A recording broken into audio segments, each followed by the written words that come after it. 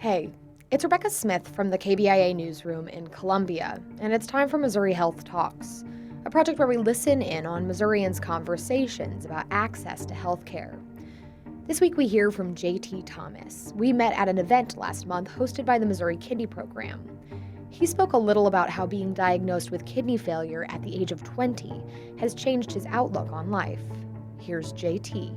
And so I'm in the hospital and, I was diagnosed with kidney failure, and which at just turning 20, that's not something that you even think about.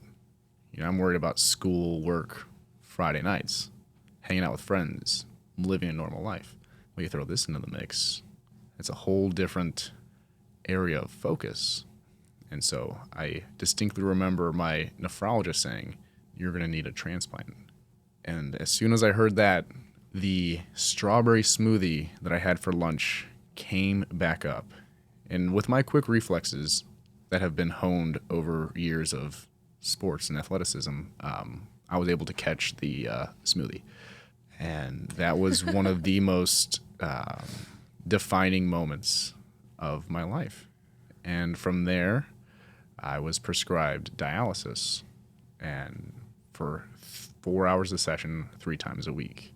And initially, it was such a quick diagnosis and they needed to get me on right away.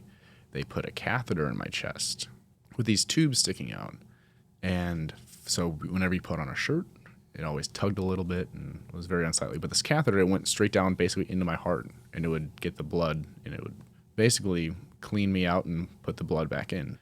And I spent 2 years, 4 months, and 13 days on dialysis while still trying to go to school, while working, while having a social life. And your priorities change.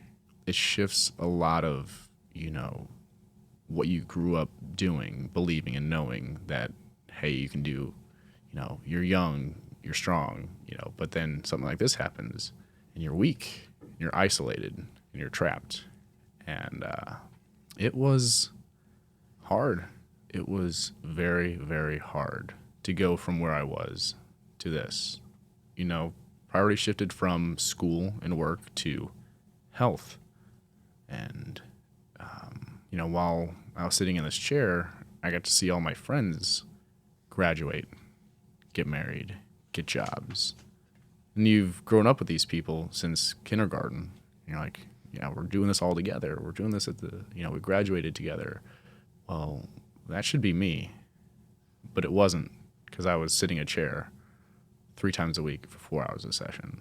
Because it sucks. I spent 1,464 hours on dialysis while waiting for a transplant, which equates to 61 entire days.